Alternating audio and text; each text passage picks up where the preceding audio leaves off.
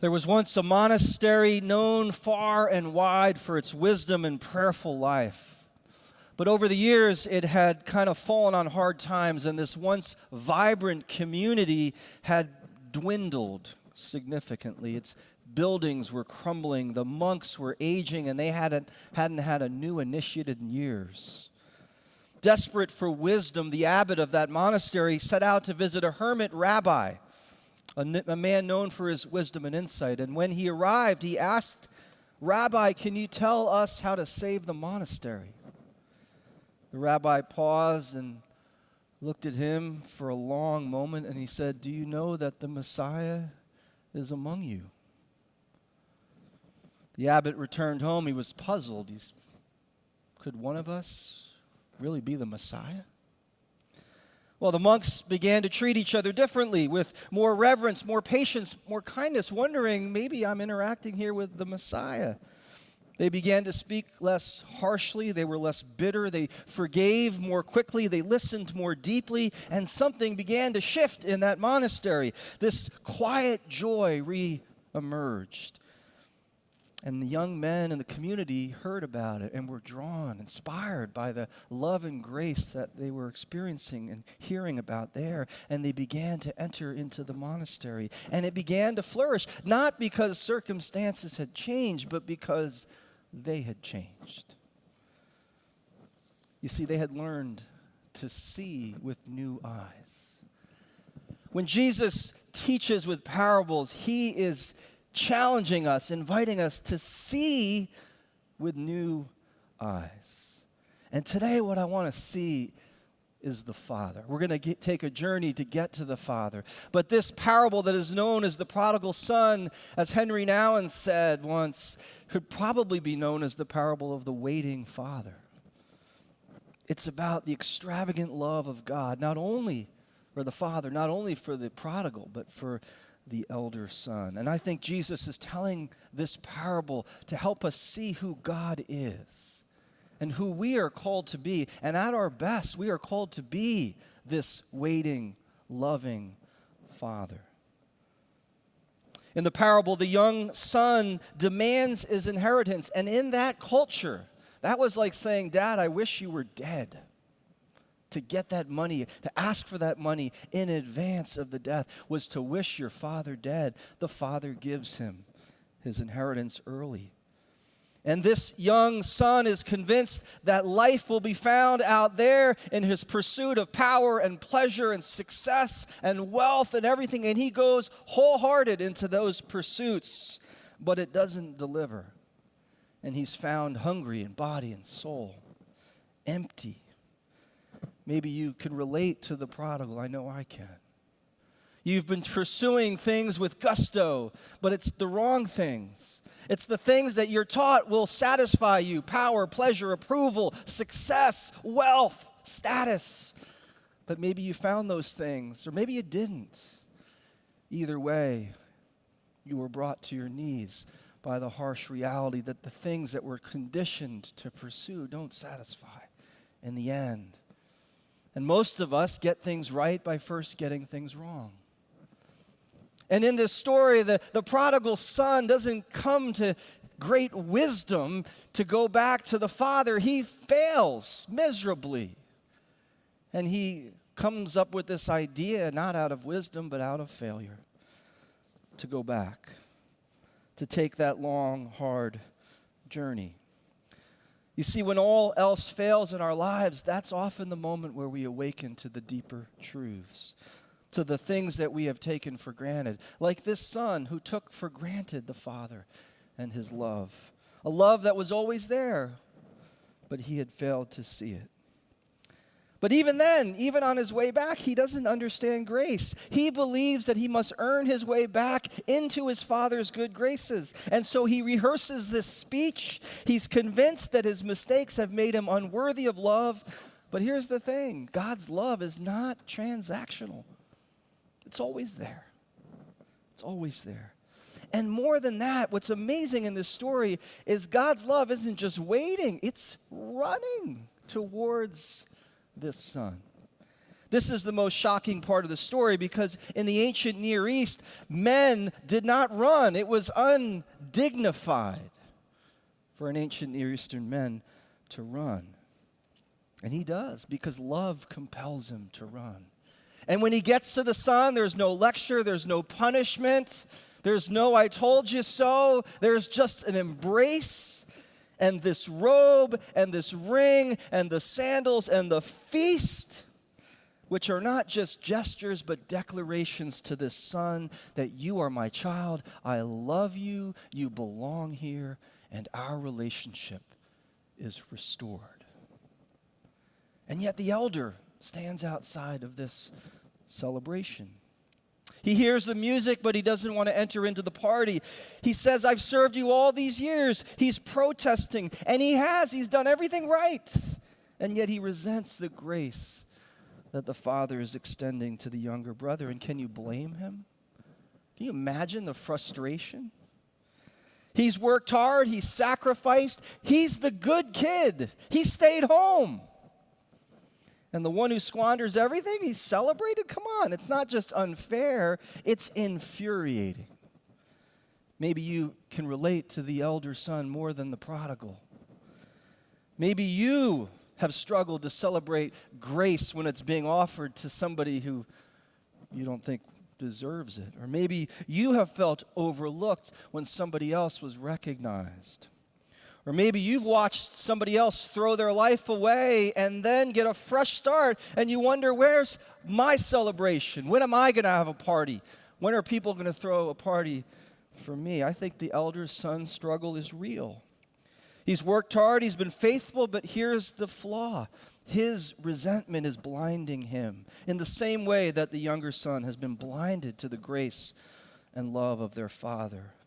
Both of them see the father's love as something to be earned, not freely offered.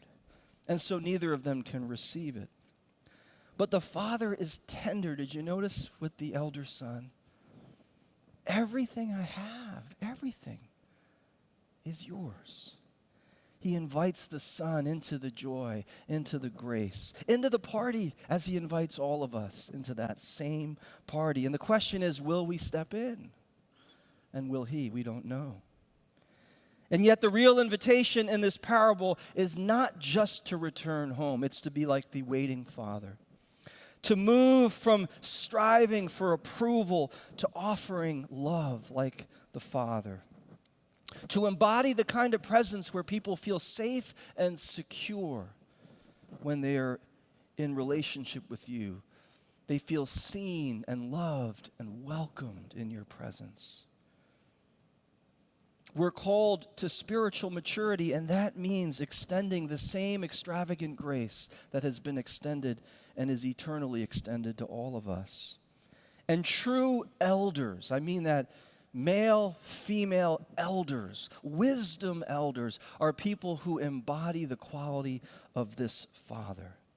They do not seek their own honor, they seek to honor others. They stand with compassion and with humility.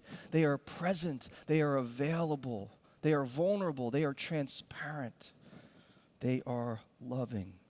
They have nothing to prove. They only want to serve as a living witness to that same grace.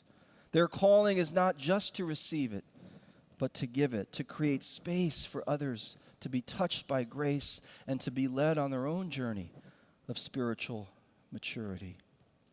So this Lent, which is a time of return, a time to return to this love of our waiting, loving, running God, what are the relationships in your life that need tending? Where is the place or the person in your life that you need to extend mercy, even forgiveness? What is the relationship that needs to be restored, or at least that desire for restoration needs to be kindled in your own heart? Is there a way that God is inviting you to extend that same grace that God does? The prodigal story may be yours. The elder story may be yours. Probably all of us to some degree. But whatever our journey is, whatever the content of our story, whether we've wandered far astray or where we've stayed and struggled, God is always running to us. And God is always waiting with open arms for our return. The door is open, the table is set. And the question is, will we step in to that party, to that circle of grace? This journey home is not just an idea, it's a lived experience. And one of the most precious gifts, and we received it last week with Donna's story, is to hear the stories of homecoming, the stories of people just like us who have been touched by grace and who feel increasingly compelled to extend that grace to others. And so today we have the privilege of hearing from Ron Ledwith, who's one of the leaders in our men's ministry and who's a longtime West Sider. And so Ron, I invite you to share your story with us and let us listen with open minds and hearts to what Ron would offer.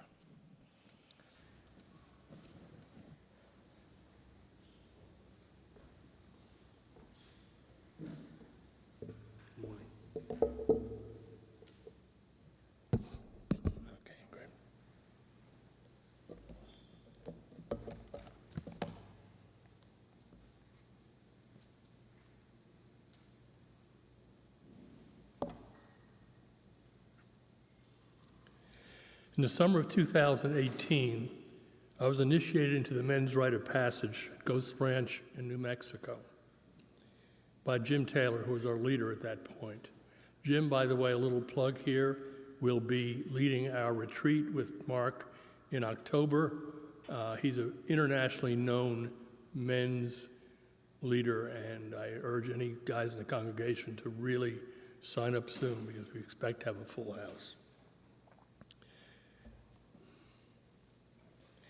One of the rites during that initiation was to spend a day in the wilderness, 9 hours in the wilderness alone. Anyone who knows me knows that I've always choose a Four Seasons hotel over a sleeping bag under the sky. I hate being alone outdoors, absolutely hate it. Probably goes back to my childhood when on a camping trip, it was dark, I fell into a stream, smashed my eye open, still have stitches to prove it. But despite my hesitancy at that time, I went ahead and finished the wilderness trip. The following year, I returned to a MROP in East Texas, the barren hills of East Texas, not as a participant, but as an initiator. Initiator is a person that helps hold the space for me going through initiation. Now, luckily, at this second program, the Day in the Wilderness was optional for initiators like me. So, of course, I said, I'm not going to do that, and I didn't. However, in the pre-dawn darkness, I gathered with all the other men in the scrub country, sensed their excitement, offered them encouragement, and was really supportive. I was supportive of them, but I wasn't in a good place. Like the prodigal son, I felt alone. I felt like I had let myself down. I was worried about what other men would think. Isn't that typical? Was I weak? Was I a quitter? Would I still be accepted when they returned from their day in the sun? With those thoughts churning, I returned to my cabin and decided to spend the day in silence. I sat in a chair overlooking the scrub country, waiting for something to happen. And I waited, and I waited. Nothing was happening. I was getting more and more depressed. My doubts grew louder.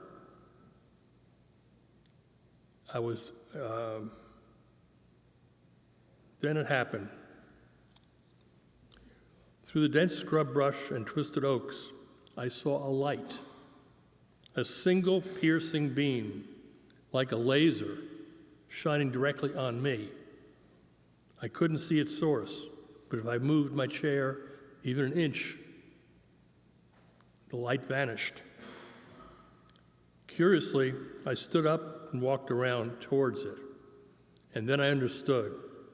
A single ray of sunlight had broken through the tangled trees, refracting off a single dew-covered leaf. Just one tiny drop of water catching the morning light. And in that moment, something in me broke open. I wept uncontrollably. I had wrestled with God for 70 years, but I had never recognized God's presence so clearly. Like the prodigal son, I realized I was known. I was exactly where I needed to be. I was exactly who I was called to be. And all my worries about proving myself, about being strong enough, about being worthy enough, fell away. That moment changed me, and it set me on a path, not of receiving grace, but of learning to extend it. Since then, my work here at Westside in men's ministry on the East Coast and actually internationally has been one of the most important parts of my journeys of my life. Through it, I've come to understand 3 things that men need to be aware of. Men are lonely. We have been conditioned to equate masculinity with strength, competition, stoicism. But real strength begins with vulnerability. When we share our own struggles and failures, we create space for others to do the same. Secondly, men are often connect through activity and not conversation. We watch sports, we play sports, we play poker, we go to the local pub. All good things, but easy places to avoid real communication and conversation. That's why I've learned the power of a single lunch, sitting down with one other individual, one other man, and asking, "How are you? Really? How are you?" Often that's all it takes for the floodgates to open, and I sit there in silence for another hour. It's the most sacred time that I ever experience. And finally, the greatest gift we can offer is presence.